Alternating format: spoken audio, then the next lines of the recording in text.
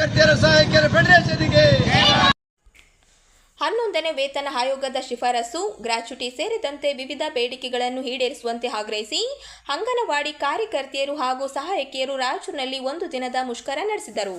ನಗರದ ಟಿಪ್ಪು ಸುಲ್ತಾನ್ ಗಾರ್ಡನ್ನಲ್ಲಿ ಪ್ರತಿಭಟನೆ ನಡೆಸಿದ ಕಾರ್ಯಕರ್ತೆಯರು ಸರ್ಕಾರದ ವಿರುದ್ಧ ಆಕ್ರೋಶ ವ್ಯಕ್ತಪಡಿಸಿದರು. ಕಳೆದ 2-3 ತಿಂಗಳಿಂದ ಬಾಕಿ ಇರುವ ಗೌರವಧನವನ್ನು ಕೂಡಲೇ ಬಿಡುಗಡೆ ಮಾಡಬೇಕು, ಅಂಗನವಾಡಿ ಕಾರ್ಯಕರ್ತೆಯರು ಹಾಗೂ ಸಹಾಯಕಿಯರಿಗೆ ಕನಿಷ್ಠ ವೇತನ ಜಾರಿಗೊಳಿಸಬೇಕು, 11ನೇ ವೇತನ ಆಯೋಗದ ಶಿಫಾರಸು ಮತ್ತು ಗ್ರಾಚ್ಯುಟಿ ಸೇರಿದಂತೆ ಬಾಕಿ ಸೌಲಭ್ಯಗಳನ್ನು ನೀಡಬೇಕೆಂದು ಒತ್ತಾಯಿಸಿದರು. ಇದರ ಜೊತೆಗೆ ಅಂಗನವಾಡಿ ಕೆಲಸಕ್ಕೆ ಸಂಬಂಧಿಸಿದ ಹೆಚ್ಚುವರಿ ಕೆಲಸಗಳಿಂದ ಮುಕ್ತಿಗೊಳಿಸಬೇಕು, ತುಟ್ಟಿ ಭತ್ಯೆ ಹಾಗೂ ಪ್ರಭಾರ ಭತ್ಯೆ ಹೆಚ್ಚಿಸಬೇಕು, ಋತುಚಕ್ರದ ರಜೆ ಮತ್ತು ಸಂಬಳ ಸಹಿತ ವೈದ್ಯಕೀಯ ರಜೆ ನೀಡಬೇಕೆಂದು ಆಗ್ರಹಿಸಿದರು. ಅಂಗನವಾಡಿ ಕಾರ್ಯಕರ್ತೆಯರನ್ನು BLO ಕರ್ತವ್ಯದಿಂದ ಬಿಡುಗಡೆಗೊಳಿಸಿ ಖಾಲಿ ಇರುವ ಹುದ್ದೆಗಳನ್ನು ಭರ್ತಿ ಮಾಡಬೇಕು, ಮಕ್ಕಳಿಗೆ ನೀಡುವ ಮೊಟ್ಟೆ ಹಾಗೂ ತರಕಾರಿ ಖರೀದಿ ಹಣವನ್ನು ಹೆಚ್ಚಿಸಬೇಕೆಂದು ಮನವಿ ಮಾಡಿದರು.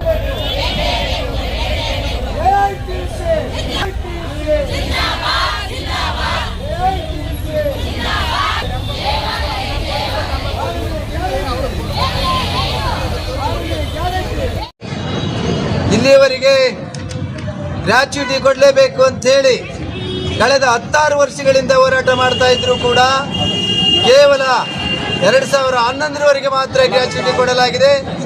ನಾವು ಇಲ್ಲಿವರೆಗೆ 2011ರಿಂದ ವೇತನ ಕೊಡಬೇಕು, ಗ್ರಾಚ್ಯುಟಿ ಕೊಡಲೇಬೇಕಂತ ಕೇಳ್ತಾ ಇದ್ವಿ. ಅವರು 23ರಿಂದ ಮಾತ್ರ ಕೊಟ್ಟಿದ್ದಾರೆ. ಈ ಹಿಂದೆ ಯಾರು ರಿಟೈರ್ಡ್ ಆಗಿದ್ದಾರೆ, ರಿಟೈರ್ಡ್ ಆದವರಿಗೆ ಈ ಗ್ರಾಚ್ಯುಟಿ ಸೌಲಭ್ಯ ಸಿಕ್ಕಿಲ್ಲ. ಆ ಕಾರಣಕ್ಕಾಗಿ ಗ್ರಾಚ್ಯುಟಿ ಸೌಲಭ್ಯ ಕೊಡಬೇಕು. ಕೇಂದ್ರದಲ್ಲಿಂದ ಬಂದಿರುವಂಥ ಪ್ರಿಯಾಂಕಾ ಗಾಂಧಿ ಮತ್ತಿತರ ಸಿದ್ದರಾಮಯ್ಯ ಎಲ್ಲ ಕಾಂಗ್ರೆಸ್ ನಾಯಕರು ನಿಮಗೆ 6ನೇ ಗ್ಯಾರಂಟಿಯಾಗಿ ಅಂಗನವಾಡಿ ಕಾರ್ಯಕರ್ತೆಯರಿಗೆ, ಸಹಾಯಕಿಯರಿಗೆ, ಆಶಾ ಕಾರ್ಯಕರ್ತೆಯರಿಗೆ 15,000 ರೂಪಾಯಿ ಸಂಬಳ ಕೊಡ್ತೀವಿ ಅಂತ ಹೇಳಿದರು. ಇಲ್ಲಿವರೆಗೆ ಅದರ ಸುದ್ದಿ ಚಕಾರ ಎತ್ತಿಲ್ಲ. ಆದ್ದರಿಂದ ನಾವು 6ನೇ ಗ್ಯಾರಂಟಿ ಕೊಡಲೇಬೇಕು ಅಂತೇಳಿ ಒತ್ತಾಯ ಮಾಡ್ತಾ ಇದ್ದೀವಿ. ಮತ್ತೆ ಬಜೆಟ್ ಇಲ್ಲ ಅಂತೇಳಿ 3 ತಿಂಗಳಿಗೆ 4 ತಿಂಗಳಿಗೊಮ್ಮೆ ಸಂಬಳ ಕೊಡ್ತಾ ಇದ್ದಾರೆ. ಪ್ರತಿ ತಿಂಗಳ 10ನೇ ತಾರೀಕಿನೊಳಗಾಗಿ ವೇತನ ಗೌರವಧನ ಕೊಡಬೇಕು ಅಂತೇಳಿ ಒತ್ತಾಯ ಮಾಡ್ತಾ ಇದ್ದೀವಿ. ಅದಲ್ಲದೆ ಗ್ಯಾಸ್ ಬಿಲ್ಲು, ಬಾಡಿಗೆ ಬಿಲ್ಲು, ತರಕಾರಿ ಬಿಲ್ಲು ಅವುಗಳನ್ನು ಸಮರ್ಪಕವಾಗಿ ಕೊಡ್ತಾ ಇಲ್ಲ. ಅವು ಸಮರ್ಪಕ ಕೊಡಬೇಕು. ಮತ್ತು ಆಹಾರ ಧಾನ್ಯಗಳನ್ನು ಕೂಡ ಸಮರ್ಪಕವಾಗಿ ಕ್ವಾಲಿಟಿ ರೂಪದಲ್ಲಿ ಕೊಡ್ತಾ ಇಲ್ಲ.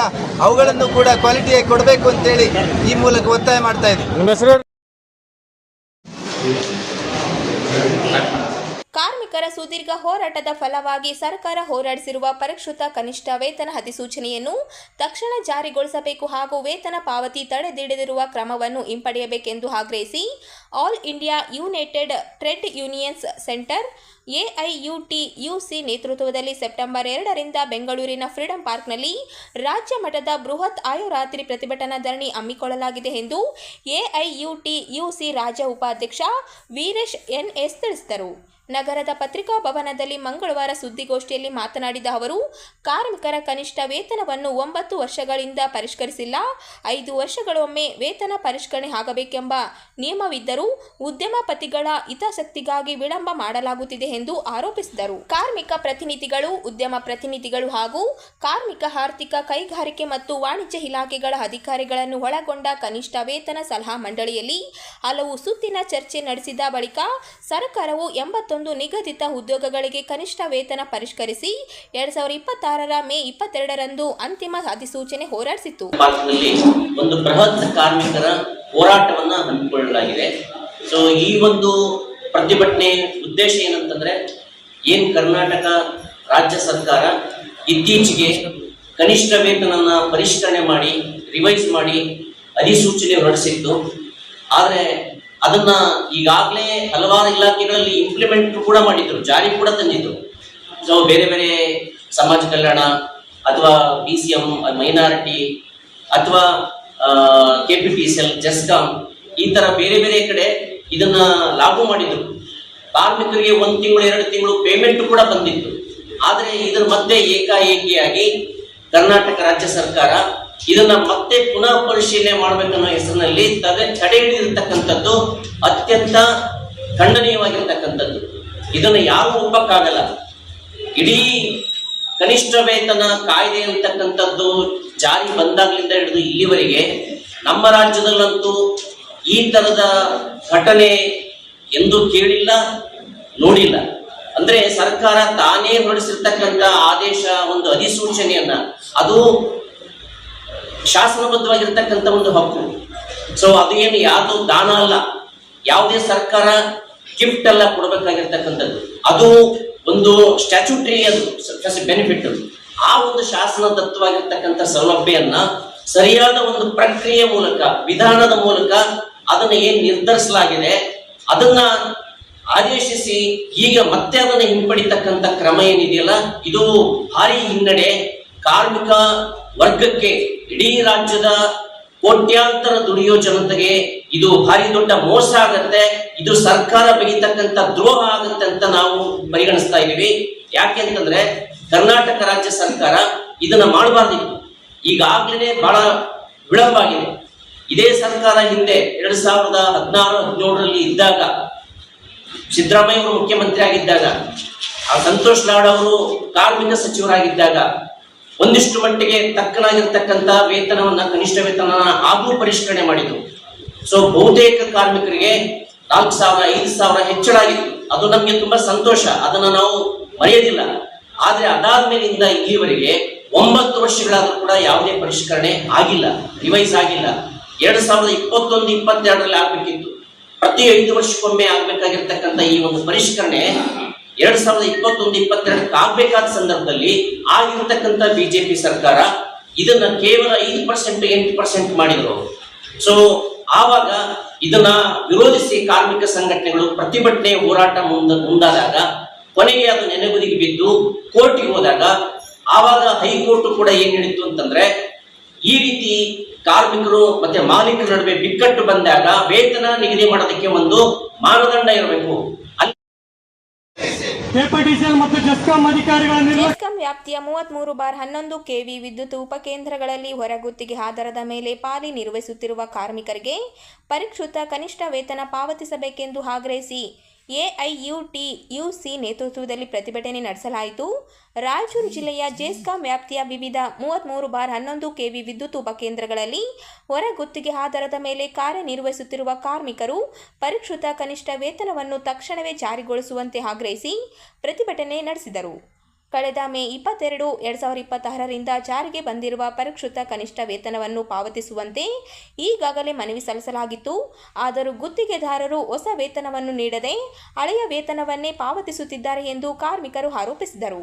ರಾಜ್ಯದ ಇತರೆ ಜಿಲ್ಲೆಗಳಲ್ಲಿ ಪರಿಷ್ಕೃತ ವೇತನದಂತೆ ಬಿಲ್ ಪಾವತಿಯಾಗುತ್ತಿದ್ದರೂ ರಾಯಚೂರಿನಲ್ಲಿ ಮಾತ್ರ ಈ ಆದೇಶವನ್ನು ಸಮರ್ಪಕವಾಗಿ ಜಾರಿಗೊಳಿಸುತ್ತಿಲ್ಲ ಎಂದು ಪ್ರತಿಭಟನಾಕಾರರು ಅಸಮಾಧಾನ ವ್ಯಕ್ತಪಡಿಸಿದರು. ಜೆಸ್ಕಾಂ ಆಡಳಿತ ಮಂಡಳಿಯ ಆದೇಶವನ್ನು ಕಟ್ಟುನಿಟ್ಟಾಗಿ ಜಾರಿಗೊಳಿಸಬೇಕು. ಎಲ್ಲ ಗುತ್ತಿಗೆದಾರರು ಹಾಗೂ ಸಂಘದ ಪದಾಧಿಕಾರಿಗಳ ಸಭೆ ಕರೆದು ಪರಿಷ್ಕೃತ ಕನಿಷ್ಠ ವೇತನದ ಕುರಿತು ಸ್ಪಷ್ಟ ನಿರ್ಧಾರ ಕೈಗೊಳ್ಳಬೇಕೆಂದು ಒತ್ತಾಯಿಸಿದರು.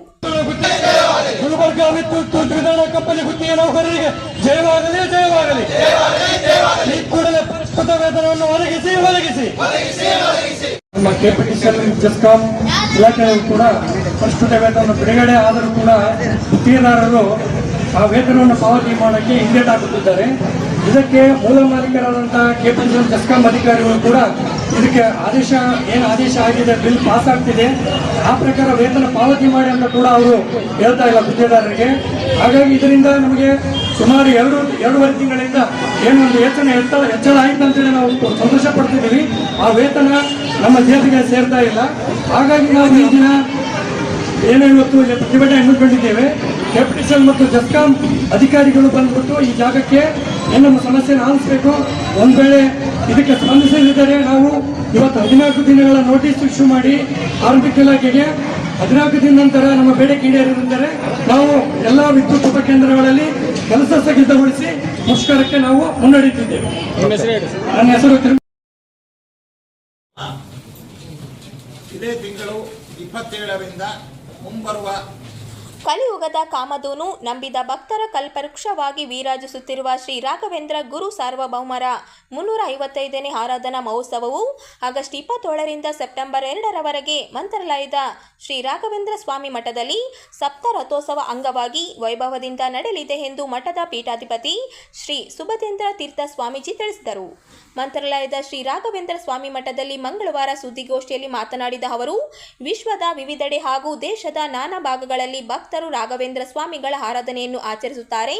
ಆದರೆ ರಾಯರ ಮೂಲ ಬೃಂದಾವನವಿರುವ ಮಂತ್ರಾಲಯದಲ್ಲಿ ವಿಶೇಷ ಹಾಗೂ ವೈಭವಪೂರ್ಣವಾಗಿ ಆರಾಧನಾ ಕಾರ್ಯಕ್ರಮಗಳು ನಡೆಯಲಿವೆ ಎಂದರು. ಆಗಸ್ಟ್ 27ರಂದು ಧ್ವಜಾರೋಹಣ, ಉಪಕರ್ಮ ಸೇರಿದಂತೆ ವಿವಿಧ ಧಾರ್ಮಿಕ ಕಾರ್ಯಕ್ರಮಗಳು ನಡೆಯಲಿವೆ. ಸಂಜೆ ಧ್ಯಾನ ಪೂಜೆ, ಲಕ್ಷ್ಮೀ ಪೂಜೆ, ಗೋಪೂಜೆ ಹಾಗೂ ಅಶ್ವ ಪೂಜೆ ನೆರವೇರಲಿದೆ. ಆಗಸ್ಟ್ 28ರಂದು ಉಪಕರ್ಮ ಶಾಖೋತ್ಸವ. 355ನೇ ವರ್ಷದ ಆರಾಧನಾ ಮಹೋತ್ಸವ ಇದೇ ತಿಂಗಳು 27ರಿಂದ ಮುಂಬರುವ ಸೆಪ್ಟೆಂಬರ್ 2ನೇ ತಾರೀಕು ತನಕ ಸಪ್ತರಾತ್ರೋತ್ಸವ ಕಾರ್ಯಕ್ರಮ ಅನ್ನುವಂಥದ್ದು ಮಂತ್ರಾಲಯ ಕ್ಷೇತ್ರದಲ್ಲಿ, ಅದೇ ರೀತಿಯಾಗಿ ವಿಶ್ವದ ಬೇರೆ ಬೇರೆ ಕಡೆಗೆ ರಾಘವೇಂದ್ರ ಸ್ವಾಮಿಗಳವರ ಭಕ್ತರೆಲ್ಲ ಆಚರಣೆ ಮಾಡ್ತಾ ಇರ್ತಕ್ಕಂಥದ್ದು ನಿಮಗೆಲ್ಲ ತಿಳಿದಂಥ ವಿಷಯ. ರಾಘವೇಂದ್ರ ಸ್ವಾಮಿಗಳವರ ಮೂಲ ಬೃಂದಾವನ ಸ್ಥಳವಾದ ಮಂತ್ರಾಲಯದಲ್ಲಿ ವಿಶೇಷವಾದ ರೀತಿಯಲ್ಲಿ ಆರಾಧನಾ ಕಾರ್ಯಕ್ರಮ ಇಲ್ಲಿ ನಡೀತದೆ. 27ನೇ ತಾರೀಕು ಅವತ್ತು ಧ್ವಜಾರೋಹಣ, ಅದೇ ರೀತಿಯಾಗಿ ಉಪಕರ್ಮ ಮೊದಲಾದಂತಹ ಕಾರ್ಯಕ್ರಮಗಳು. ಇನ್ನು ವಿಶೇಷವಾಗಿ ಧಾನ್ಯ ಪೂಜೆ ಅನ್ನುವಂತಹದ್ದು ಕೂಡ ಅವತ್ತು ಇಲ್ಲಿ ನಡೀತದೆ. ಲಕ್ಷ್ಮೀ ಪೂಜೆ, ಗೋಪೂಜೆ, ಅಶ್ವಪೂಜೆ, ಈ ಎಲ್ಲ ಪೂಜೆಗಳು ಅವತ್ತು ಸಂಜೆ ನಡೀತದೆ. ಮತ್ತೆ 28ನೇ ತಾರೀಕು ಉಪಕರ್ಮ ಜೊತೆಯಲ್ಲಿ ಶಾಖೋತ್ಸವ, ಇದೆಲ್ಲ ಕಾರ್ಯಕ್ರಮಗಳು ಇಲ್ಲಿ ನಡೀತವೆ. ಅವತ್ತು ತಮ್ಮೆಲ್ಲರಿಗೂ ತಿಳಿದ ಹಾಗೆ ನೂತನವಾಗಿ ನಿರ್ಮಿಸಿದಂತಹ ಪರಿಮಳ ಪುಷ್ಕರಣಿಯಲ್ಲಿ ತೆಪ್ಪೋತ್ಸವದ ಕಾರ್ಯಕ್ರಮ ಸಂಜೆ 6:30ರಿಂದ 7 ಗಂಟೆ ಆ ಪ್ರಾಂತದಲ್ಲಿ ನಡೀತದೆ. 29ನೇ ತಾರೀಕು ರಾಘವೇಂದ್ರ ಸ್ವಾಮಿಗಳವರ ಪೂರ್ವಾರಾಧನಾ ಮಹೋತ್ಸವ. ಆ ಪೂರ್ವಾರಾಧನಾ ಮಹೋತ್ಸವದ ವಿಶೇಷ ಅಂತಂದ್ರೆ ಒಂದು ತೆಪ್ಪೋತ್ಸವ, ಇನ್ನೊಂದು ನಮ್ಮ ಶ್ರೀಮಠದ ಪ್ರತಿಷ್ಠಿತ ಪ್ರಶಸ್ತಿಯಾದ ರಾಘವೇಂದ್ರ ಅನುಗ್ರಹ ಪ್ರಶಸ್ತಿ ಪ್ರದಾನ. ಹೊರಗಿನ ಯೋಗಿ ನಾಳೆ ನಡೆಯಲಿರುವ ಈದ್ ಮಿಲಾದ್ ಹಾಗೂ ಬಡೇರಾತ್ ಹಬ್ಬದ ಹಿನ್ನೆಲೆಯಲ್ಲಿ ರಾಯಚೂರು ನಗರದಲ್ಲಿ ಪೊಲೀಸ್ ಇಲಾಖೆ ಮುಂಜಾಗ್ರತಾ ಕ್ರಮವಾಗಿ ರೂಟ್ ಮಾರ್ಚ್ ನಡೆಸಿತು. ನಗರದ ಪ್ರಮುಖ ರಸ್ತೆಗಳಲ್ಲಿ ನಡೆದ ರೂಟ್ ಮಾರ್ಚ್ನಲ್ಲಿ ಎಸ್ಪಿ, ಎಎಸ್ಪಿ ಹಾಗೂ 2 ಡಿವೈಎಸ್ಪಿ ನೇತೃತ್ವದಲ್ಲಿ ಸುಮಾರು 200 ಮಂದಿ ಪೊಲೀಸ್ ಅಧಿಕಾರಿಗಳು ಮತ್ತು ಸಿಬ್ಬಂದಿ ಭಾಗವಹಿಸಿದರು. ಡಿಎಆರ್, ಕೆಎಸ್ಆರ್ಪಿ ಹಾಗೂ ಹೋಮ್ ಗಾರ್ಡ್ ಸಿಬ್ಬಂದಿ ಕೂಡ ರೂಟ್ ಮಾರ್ಚ್ನಲ್ಲಿ ಪಾಲ್ಗೊಂಡು ಹಬ್ಬವನ್ನು ಶಾಂತಿಯುತವಾಗಿ ಆಚರಿಸುವಂತೆ ಸಾರ್ವಜನಿಕರಲ್ಲಿ ಜಾಗೃತಿ ಮೂಡಿಸಿದರು. ಯಾವುದೇ ಅಹಿತಕರ ಘಟನೆಗಳು ನಡೆಯದಂತೆ ಮುಂಜಾಗ್ರತಾ ಕ್ರಮಗಳನ್ನು ಕೈಗೊಂಡಿರುವ ಪೊಲೀಸ್ ಇಲಾಖೆ ಸಾರ್ವಜನಿಕರು ಶಾಂತಿ ಮತ್ತು ಸೌಹಾರ್ದತೆಯಿಂದ ಹಬ್ಬ ಆಚರಿಸುವಂತೆ ಮನವಿ ಮಾಡಿದೆ.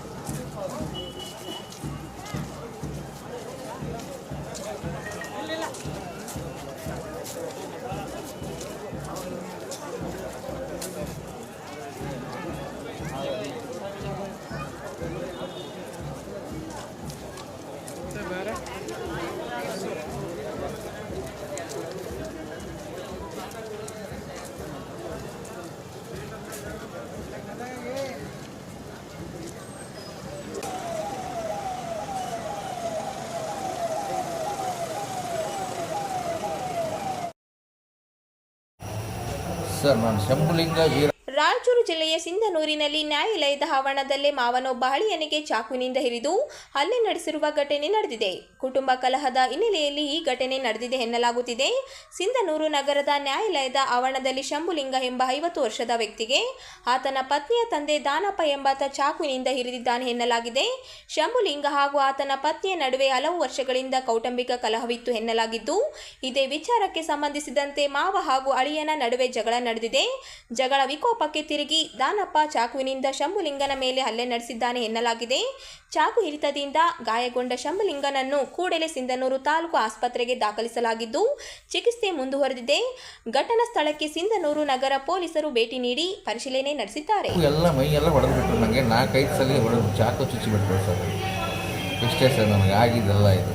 ಅಲ್ಲ, ನೀವು ಗಂಡ ಹೆಂಡತಿ ಆರಾಮಿದ್ರೆ ನಾವು ಗಂಡ ಹೆಂಡತಿ ಆರಾಮಿದ್ದೆವು. ನಮ್ಮ ಅತ್ತಿ ಮಾವ ಬಂದು ಇದು ಜಗಳ ಹಚ್ಚಿ ನನ್ನ ಹೆಂಡತಿಗೆ ಒಂದು ಏನೇನು ತಲೆ ತುಂಬಿ ಆಕೆಗೆ ಇದು ಮಾಡಿ ತಲೆ ಕೆಡಿಸಿ ನನಗೆ ದೂರ ಮಾಡೋಕ್ಕೆ ಪ್ರಯತ್ನ ಪಟ್ಟರು ಸರ್ ಅವರು. ಹೆಣ್ಮಕ್ಳು ಎಷ್ಟು? ನನಗೆ 2 ಹೆಣ್ಮಕ್ಳು, ಒಬ್ಬಾಕಿ ಮೃಣಾಲಿ, ಒಬ್ಬಾಕಿ ಸಮೃದ್ಧಿ. ನಿಮ್ಮ ಹೆಂಡತಿ ಹೆಸರು? ನಮ್ಮ ಹೆಂಡತಿ ಹೆಸರು ವಿಜಯಲಕ್ಷ್ಮಿ. ಏನು ಮಾಡ್ತಾಳೆ ಕೆಲಸ? ಆಕೆ ಕೋರ್ಟ್ನಲ್ಲಿ ಸಿಪಾಯಿ ಕೆಲಸ ಮಾಡ್ತಾಳೆ. ಅಂದರೆ ಈ ಗಂಡ ಹೆಂಡತಿ ಸೇರಿದ್ರೆ ನಾವು ಸೇರಿದ್ದೇವೆ ಸರ್. ಈಗ ಗಂಡ ಹೆಂಡತಿ ಸೇರಿದ್ದೇವೆ. ನಮ್ಮ ಅತ್ತಿ ಮಾವ ಬಂದು ಇದೆಲ್ಲ ಅಷ್ಟು ಹೊಲಸ ಕೆಲಸ ಮಾಡಿ ನಮ್ಗೆ ದೂರ ಮಾಡಿ ಈ ಪರಿಸ್ಥಿತಿಗೆ ತಂದು ಅವನು ಬಂದು ನಮಗೆಲ್ಲ ಸಂಸಾರ ಹಾಳು ಮಾಡಿ ಇದು ಮಾಡಿಬಿಟ್ಟಾನೆ. ಈ ಚಾಕ್ ಹಾಕಿದಾಗ ವಕೀಲರು ಅವರೆಲ್ಲ ಇದ್ರು? ಎಲ್ಲರೂ ಇದ್ರು ಸರ್. ನಾನು ಚಾಕು ಹಾಕಬೇಕಾದ್ರೆ ಎಲ್ಲ ವಕೀಲರು ಬಂದು ನನಗೆ ಬಿಡಿಸಿದ್ದಾರೆ. ಅಲ್ಲಿ ಬಿಡಿಸಿದ ಮೇಲೆ ಕಾನ್ಸ್ಟೇಬಲ್ ಜೊತೆ ನನಗೆ ಇಲ್ಲಿ ಹಾಸ್ಪಿಟಲ್ಗೆ ಶಿಫ್ಟಿಂಗ್ ಮಾಡಿಬಿಟ್ಟಾರೆ ಸರ್. ಈಗ ನಿಮ್ಮ ಹೆಂಡತಿ ನಿಮ್ಮ ಮಾವ ಸೇರಿ ಚಾಕು ಹಾಕಿದ್ದಾರೆ ಸರ್. ನನ್ನ ಹೆಂಡತಿ ಕೊಳ್ಳಂದು ಇದು ಮಾಲೆ ಮತ್ತು ನಾಗರಾಜ್ ಹಿಡಿದು ಜಗ್ಗಿ ತಂದೆನ ಹೊಡಿ ಅಂತ ತಂದು ಸೈಸ್ ಅಂತಂದು ಹೇಳ್ತಿಳು. ಹಂಗೆ ಒದಿರ್ತೀವಿ. ಎಲ್ಲ ವಕೀಲರು ಕೂಡ ಕೇಳಿಬಿಟ್ರೆ, ಅಲ್ಲಿ ಎಲ್ಲರೂ ಕೇಳಿಬಿಟ್ಟಾರೆ. ಆದರೂ ಕೂಡ ಕರುಣೆ ಬಂದು ವಕೀಲ್ ಸಾಹೇಬರು ನಮಗೆ ಬಿಡಿಸಿಬಿಟ್ರು. ಈಗ ಮುಂದೆ ಕಂಪ್ಲೇಂಟ್ ಮಾಡ್ರೆ? ಕಂಪ್ಲೇಂಟ್ ಮಾಡಿದೆ ಸರ್. ಎಪ್ಪರ ಆಗ್ಬಿಟ್ಟೈತೆ ಅವ್ರ ಮೇಲೆ. ನನಗೆ ಭಾಳಷ್ಟು ದೊಡ್ಡದು ಗಾಯ ಆಗಿಬಿಟ್ಟೈತೆ ಸರ್. ಇಲ್ಲಿ ಕಿಡ್ನಿ ಮೇಲೆ ಇಲ್ಲಿ ಗಾಯ ಆಗೈತೆ, ಕಿಡ್ನಿ ಮೇಲೆ ಗಾಯ ಆಗಿಬಿಟ್ಟೆ ಸರ್. ಇವಾಗ ಹೋಗಿ ರಾಯಚೂರಲ್ಲಿ ಶಿಫ್ಟಿಂಗ್ ಮಾಡ್ತೀನಿ ಅಂತ ಹೇಳಿ ಸರ್. ಬ್ಲಡ್ಡಿಂಗರೇ ಪೂರ್ತಿ ಚಾಲು ಆಗೈತೆ. ನಿಮಗೆ ರಾಜ ಐತೆ? ನೀವು ರಾಜ ಆಗಿರಿ ಸರ್? ಅವ್ರು ರಾಜ ಆಗಿದೆ ಸರ್. ನೀವು ಅವ್ರು ಹಾಕಿದ್ರೆ? ಅವ್ರು ಹಾಕಿ ಸರ್. ಅವ್ರು ರಾಜ ಆಗಿಬಿಟ್ಟು ಸರ್. ಇಬ್ಬರು ರಾಜ ಆಗಿ ಒಂದೇ ಮನೆಯಾಗಿದ್ದೆ ಸರ್. ಈಗ 1 ತಿಂಗಳಾಯ್ತು ಇವ್ರು ಬಂದು ಮತ್ತೆ ಗಲಾಟೆ ಇವ್ರು ಮಾಡ್ಕೊತು ನಮ್ಮ ಜೊತೆ ನಮಗೆಲ್ಲ ಸಂಸಾರ ಮತ್ತೆ ಹಾಳು ಮಾಡ್ತಾರೆ ಸರ್. ಈಗ ಇಬ್ಬರ ಮೇಲೆ ಕಂಪ್ಲೇಂಟ್ ಮಾಡಿದ್ರೆ? ಇಬ್ಬರು ಮೇಲೆ ಕಂಪ್ಲೇಂಟ್ ಮಾಡಿ ಸರ್. ಆಗಸ್ಟ್ನಿಂದ 6 ಸೆಪ್ಟೆಂಬರ್ವರೆಗೆ ಪ್ರವಾದಿ ಮೊಹಮ್ಮದ್ ಸಲಾಂ ಸೀರತ್ ಅಭಿಯಾನವನ್ನು ನಡೆಯಲಿದೆ. ಅಭಿಯಾನದ ಶೀರ್ಷಿಕೆ ಕ್ರಾಂತಿಯ ಜ್ಯೋತಿ ಪ್ರವಾದಿ ಮೊಹಮ್ಮದ್ ಸಲಾಂ ಎಂಬುದಾಗಿದೆ. ಪ್ರವಾದಿ ಮೊಹಮ್ಮದ್ ಸಲಾಂ ಜಗತ್ತಿಗೆ ತಂದ ಸಮಗ್ರ ಕ್ರಾಂತಿ ಸತ್ಯ, ನ್ಯಾಯ, ಕರುಣೆ, ಮಾನವ ಸಮಾನತೆ, ಮಾನವ ಘನತೆ ಹಾಗೂ ಮನುಕುಲದ ಏಕತೆ ಮೇಲೆ ಸ್ಥಾಪಿತವಾಗಿದೆ. ಅವರು ಜನರ ಮನಸ್ಸನ್ನು ಸಂಸ್ಕರಿಸಿ ಅವರ ನೈತಿಕ ಮತ್ತು ಚಾರಿತ್ರ್ಯವನ್ನು ಶುದ್ಧೀಕರಿಸುವ ಮೂಲಕ ವ್ಯಕ್ತಿಗಳನ್ನು, ಸಮಾಜವನ್ನು ಪರಿವರ್ತಿಸಿದರು. ಅವರ ಕ್ರಾಂತಿ ಅಪ್ಪಟ ಮಾನವೀಯ ಕ್ರಾಂತಿಯಾಗಿತ್ತು. ಅವರು ಹಾಗೂ ಮಾನವ ಜೀವನದ ಆಧ್ಯಾತ್ಮಿಕ, ಸಾಮಾಜಿಕ, ಕೌಟುಂಬಿಕ, ಆರ್ಥಿಕ, ಶೈಕ್ಷಣಿಕ, ಆಡಳಿತ ಎಲ್ಲ ಕ್ಷೇತ್ರಗಳಲ್ಲಿ ಬೆಳಗಿಸಿದ ಕ್ರಾಂತಿಯಾಗಿತ್ತು. ಸುಭಿಕ್ಷೆ ಮತ್ತು ನಿರ್ಭಯತ್ವ ಸಮಾಜ ನಿರ್ಮಾಣ ಅವರ ಗುರಿಯಾಗಿತ್ತು. ಪ್ರವಾದಿ ಮೊಹಮ್ಮದ್ ಸಲಾಂ ಈ ಸಂದೇಶವನ್ನು ಕನ್ನಡ ಜನತೆಗೆ ಪರಿಚಯಿಸುವುದು, ತಪ್ಪು ಕಲ್ಪನೆಗಳನ್ನು ಹೋಗಲಾಡಿಸುವುದು, ಪರಸ್ಪರ ಬಾಂಧವ್ಯಗಳನ್ನು ಬಲಪಡಿಸುವುದು ಈ ಅಭಿಯಾನದ ಉದ್ದೇಶವಾಗಿದೆ. ಅಭಿಯಾನದ ಪ್ರಯುಕ್ತ ಖ್ಯಾತ ಸಾಹಿತಿ ಹಾಗೂ ಗ್ರಂಥಕರ್ತ ಯೋಗೇಶ್ ಮಾಸ್ಟರ್ ಅವರು ಬರೆದ ಮಾನವ ಮನಸ್ಸಿನ ಕೃಷಿಕ ಮನದೊಡನೆ ಪ್ರವಾದಿ ಮೊಹಮ್ಮದ್ ಸಲಾಂ ಹಾಗೂ ವಾರ್ತಾ ಭಾರತಿಗೆ ದಿನಪತ್ರಿಕೆಯ ಪ್ರಧಾನ ಸಂಪಾದಕರಾದ ಅಬ್ದುಲ್ ಸಲಾಂ ಕುತ್ಗಿ ಅವರು ಬರೆದ ಸಮಗ್ರ ಕ್ರಾಂತಿಯ ಜ್ಯೋತಿ ಬೆಳಗಿಸಿದ ಪ್ರವಾದಿ ಮೊಹಮ್ಮದ್ ಸಲಾಂ ಎಂಬ ಈ 2 ಕೃತಿಗಳನ್ನು ರಾಜ್ಯಾದ್ಯಂತ ಬಿಡುಗಡೆಗೊಳಿಸಲಾಗುವುದು. ಅಭಿಯಾನದ ಪ್ರಯುಕ್ತ ರಾಜ್ಯಾದ್ಯಂತ ವೈಯಕ್ತಿಕ ಭೇಟಿ, ಕ್ರಾಂತಿಯ ಜ್ಯೋತಿ ಪ್ರವಾದಿ ಮೊಹಮ್ಮದ್ ಸಲಾಂ ಎಂಬ ಶೀರ್ಷಿಕೆಯಲ್ಲಿ ವಿಚಾರಗೋಷ್ಠಿ, ಸಾರ್ವಜನಿಕ ಸಮಾವೇಶಗಳು, ಸಂವಾದ ಕಾರ್ಯಕ್ರಮಗಳು, ಚರ್ಚಾಗೋಷ್ಠಿಗಳು, ಸೀರತ್ ಪ್ರವಚನ, ಸೀರತ್ ಎಕ್ಸಿಬಿಷನ್, ಸಮಾಜ ಸೇವೆ ಚಟುವಟಿಕೆಗಳು, ಸೌಹಾರ್ದ ಸಂದೇಶ ರ್ಯಾಲಿಗಳು, ಹೀಗೆ ಅನೇಕ ಕಾರ್ಯಕ್ರಮಗಳನ್ನು ನಾವು ಹಮ್ಮಿಕೊಂಡಿದ್ದೇವೆ. ಸರ್ ಕೊಡ್ತಾ ಇದ್ದೀವಿ. ನಾಳೆನಿಂದ 26ರಿಂದ ದಿನ ಮತ್ತೆ ನಾವು ಹಾಸ್ಪಿಟಲ್ ವಿಸಿಟ್ ಕೊಡ್ತಾ ಇದ್ದೀವಿ. ಮತ್ತೆ ಕೆರೆಗಳಲ್ಲಿ ಸಾಮಾನ್ಯ ಜನರಿಗೆ ಹೋಗಿ ಪ್ರವಾದಿ ಸಂದೇಶಗಳನ್ನು ಮುಗಿಸುವುದು, ಅನ್ನ ಇಲ್ಲದವರಿಗೆ ಅನ್ನ ಸಮರ್ಪಣೆ, ಬಟ್ಟೆ ಇಲ್ಲದವರಿಗೆ ಬಟ್ಟೆ, ಈಗ ವಿವಿಧ ಸಮಾಜಮುಖಿ ಕಾರ್ಯಗಳನ್ನು ಅವರ ಜನ್ಮದ ಪ್ರಯುಕ್ತ ನಾವು ನಮ್ಮ ನಗರದಲ್ಲಿ ಇನ್ನೂ ಅನೇಕ ಶಾಲೆಗಳಲ್ಲಿ ಸ್ಪರ್ಧೆಗಳನ್ನು ಪ್ರವಾದಿ ಜನ್ಮದ ಕುರಿತು ಹೀಗೆ ಹಲವು 10 ಕಾರ್ಯಕ್ರಮಗಳನ್ನು ಹಮ್ಮಿಕೊಂಡಿದ್ದೇವೆ. ತಾವೆಲ್ಲರೂ ಸಹಕಾರ ಮಾಡಿ ಇದನ್ನು ಪತ್ರಿಕೆಗಳಲ್ಲಿ ಪ್ರಕಟಿಸಿ ಜಿಲ್ಲೆಯಲ್ಲಿ ನಾವು ಸ್ಥಾಪನೆ ಮಾಡುವ ಒಂದು ಉದ್ದೇಶದಿಂದ ನಮ್ಮ ರಾಯಚೂರು ಜಿಲ್ಲಾ ಘಟಕವನ್ನು ನಾವು ಉದ್ಘಾಟನೆಗೆ ಹಮ್ಮಿಕೊಂಡಿದ್ದೇವೆ. ಸೊ ಈ ಒಂದು ಕಾರ್ಯಕ್ರಮಕ್ಕೆ ನಮ್ಮ ಎಲ್ಲ ಕ್ರೈಸ್ತ ಬಾಂಧವರು ಹೆಚ್ಚಿನ ಸಂಖ್ಯೆಯಲ್ಲಿ ಬಂದು ಈ ಒಂದು ಕಾರ್ಯಕ್ರಮವನ್ನು ಯಶಸ್ವಿಗೊಳಿಸಬೇಕಾಗಿ ನಾನು ಮಾಧ್ಯಮ ಮಿತ್ರರ ಮೂಲಕ ಕೋರುತ್ತೇನೆ. ಕಾರ್ಯಕ್ರಮ 19 ಗಂಟೆಗೆ ನಮ್ಮ ರಂಗಮಂದಿರದಲ್ಲಿ. ಉದ್ದೇಶ ಏನಂತಂದರೆ, ಒಂದು ಈಗ ಎಲ್ಲ ಬೇರೆ ಬೇರೆ ನಮ್ಮ ಸಮಾಜದಲ್ಲಿ ನೋಡ್ತಾ ಇದ್ದೇವೆ. ನಮ್ಮ ಸಮಾಜಕ್ಕೆ ಅಂದರೆ ಕ್ರೈಸ್ತ ಸಮಾಜ ಕ್ರೈಸ್ತ ಅಂದರೆ ಸಮಾಜ ಬಂತು, ಧರ್ಮ ಬಂತು. ಸೊ ಹಂಗಾಗಿ ನಾವೊಂದು ಕ್ರೈಸ್ತ ಸಂಘಟನೆ ಮಾಡಬೇಕಂತೇಳಿ ಈ ಒಂದು ಸಂಘಟನೆಯನ್ನು ಪ್ರಾರಂಭ ಮಾಡ್ತಾ ಇದ್ದೇವೆ. ಈ ಸಂಘಟನೆ ಸಂಸ್ಥಾಪಕರು ಪ್ರಜ್ವಲ್ ಸ್ವಾಮಿ ಅವರು ಬರ್ತಾರೆ. ಸೊ ಮುಖ್ಯ ಅತಿಥಿಗಳಾಗಿ ಇರುವಂಥ ನಮ್ಮ ವಸಂತ್ ಕುಮಾರ್ ಅವರು ಬರ್ತಾರೆ. ಸ್ಥಳೀಯ ಶಾಸಕರಾಗಿರುವಂಥ ಡಾಕ್ಟರ್ ಶಿವರಾಜ್ ಪಟೇಲ್ ಸರ್ ಬರ್ತಾರೆ. ನಾವು ಆಲ್ಮೋಸ್ಟ್ ನಮ್ಮ ಇಲ್ಲಿ ನಗರದಲ್ಲಿರುವಂಥ ಎಲ್ಲ MLA ಮತ್ತು ರೂರಲ್ MLA ಎಲ್ಲರೂ ನಾವು ಒಂದು ಮಾಹಿತಿ ಕೊಟ್ಟಿದ್ದೇವೆ. ಅವರಿಗೆ ಇನ್ವಿಟೇಷನ್ ಕೊಟ್ಟಿದ್ದೇವೆ ಅಂತೇಳಿ ನಮಗೆ ನಂಬರ್ 1 ಸಭೆಯಂದು ನಾವೊಂದು ಗುಂಪನ್ನು ಒಂದು ಸಂಘವನ್ನು ಉದ್ಘಾಟನೆ ಮಾಡಲಿಕ್ಕೆ ಹೋಗ್ತಾ ಇದ್ದೇವೆ. ಈ ಒಂದು ಉದ್ಘಾಟನೆಯಲ್ಲಿ ನಾವು ನೋಡ್ತಾ ಇದ್ದೇವೆ.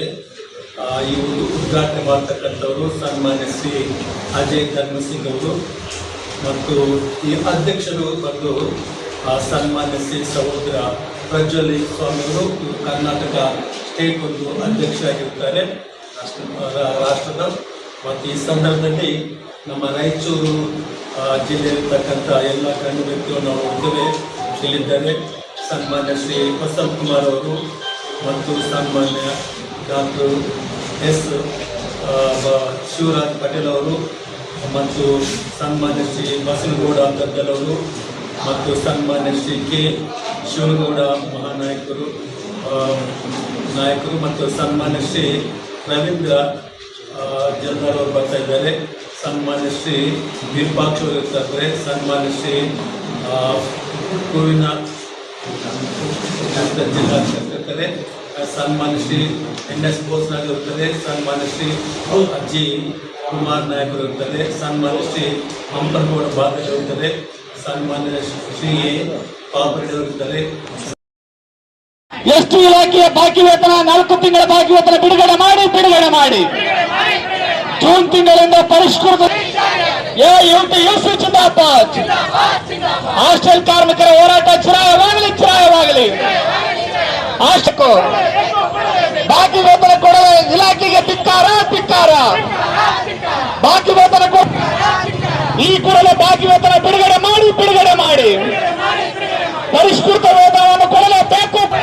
4 ತಿಂಗಳ ಬಾಕಿ ವೇತನ ಕೊಡದ ಇಲಾಖೆಗೆ ಧಿಕ್ಕಾರ. ಎಸ್ಟಿ ಕಾರ್ಮಿಕರ ಬಾಕಿ ವೇತನ ಕೊಡಲೇಬೇಕು. ಎಸ್ಟಿ ಇಲಾಖೆಯ ಬಾಕಿ ವೇತನ 4 ತಿಂಗಳ ಬಾಕಿ ವೇತನ ಬಿಡುಗಡೆ ಮಾಡಿ ಜೂನ್ ತಿಂಗಳಿಂದ ಪರಿಷ್ಕೃತ AUTUC ಜಿಂದಾಬಾದ್. ಹಾಸ್ಟೆಲ್ ಕಾರ್ಮಿಕರ ಹೋರಾಟ ಚಿರಾಯವಾಗಲಿ. ಅಷ್ಟಕ್ಕೂ ಬಾಕಿ ವೇತನ ಕೊಡುವ ಇಲಾಖೆಗೆ ಧಿಕ್ಕಾರ. ಬಾಕಿ ವೇತನ ಈ ಕೂಡಲೇ ಬಾಕಿ ವೇತನ ಬಿಡುಗಡೆ ಮಾಡಿ ಪರಿಷ್ಕೃತ ವೇತನವನ್ನು ಕೊಡಲೇಬೇಕು. 4 ತಿಂಗಳ ಬಾಕಿ ವೇತನ ಕೊಡದ ಇಲಾಖೆಗೆ ಧಿಕ್ಕಾರ.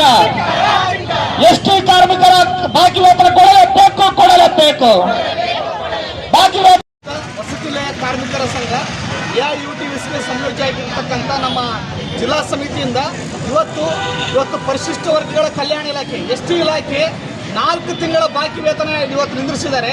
ಇವತ್ತು ಕಾರ್ಮಿಕರು ಅವರ ಮಕ್ಕಳ ಶಿಕ್ಷಣಕ್ಕಾಗಿರ್ಬೋದು, ಜೀವನ ನಡೆಸೋದಕ್ಕೆ ಭಾಳ ದುಬಾರಿಯಾಗಿದೆ. ಸರ್ಕಾರ ಇವತ್ತು ಜಿಲ್ಲಾ ಪಂಚಾಯತ್ ಯಾಕೆ ಇವತ್ತು ತಡೆ ಹಿಡಿದಿದ್ದಾರೆ ಅಂತಕ್ಕಂಥದ್ದನ್ನ ಇವತ್ತು ಉತ್ತರ ಕೊಡಬೇಕು. ರಾಯಚೂರು ಜಿಲ್ಲಾ ಪಂಚಾಯತ್ ನಾವು ಕೇಳಕ್ಕೆ ಇಷ್ಟಪಡ್ತೀವಿ.